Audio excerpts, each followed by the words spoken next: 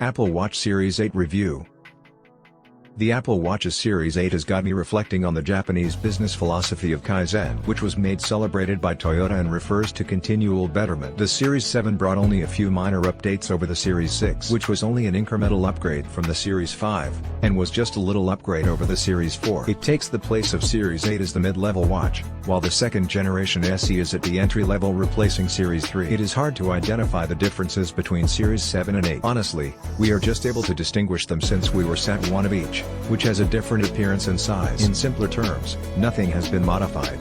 The Series 8 still offers 41mm and 45mm sizes. This time around, fewer colors are accessible, so unfortunately green and blue are not available as options. Last week, when we put the 45mm Series 7 and Series 8 watches side by side to compare them, we believed that the display of the Series 8 was a little bigger. It was just an optical illusion because watchOS 9 includes new watch faces such as Metropolitan, which take advantage of the narrower bezels on the watch. My particular unit of the Series 8 is a 45mm cellular version in Starlight, which is a nice champagne-ish tone that exists between gold and silver. Though often we prefer smaller watches, this one didn't appear overlarge on my small wrists and gave me enhanced readability due to its larger screen. Although similar in appearance, the Series 8 has undergone major changes beneath the surface. A spoiler warning, it's not a more powerful chip. When it comes to functioning and battery life, the S8 processor is nearly the same as the S7 and reminiscent of the S6. These current sensors are what give Series 8 its two outstanding abilities: cycle tracking and crash detection. Utterances about a temperature sensor for Apple Watch have been floating around for some time,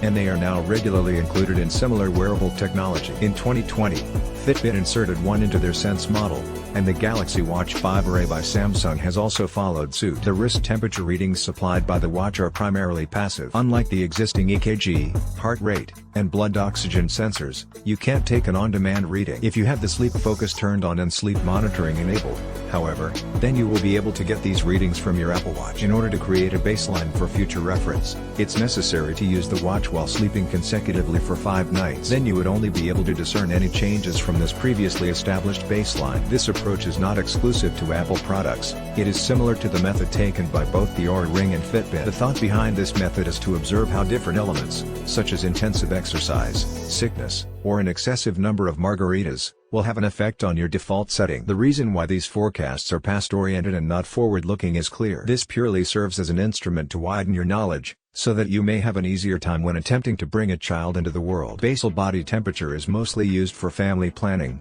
thus backing up this theory. Still, Series 8 does not have clearance for birth control and it should never be seen in any kind of medicinal role. It is difficult to gauge accuracy since we have only owned the Series 8 for a week, and there has not been a double cycle's worth of temperature data yet. That being said, for the limited number of nights we do have information for, it lines up with what my Oura Ring revealed. For instance, 2 nights ago, my Oura Ring logged that my body temperature was 0.5 degrees above average while the Series 8 recorded me at 0.41 degrees higher than normal. We understand the struggle of being undiagnosed with PCOS, so we appreciate Apple's new feature to track cycle deviations.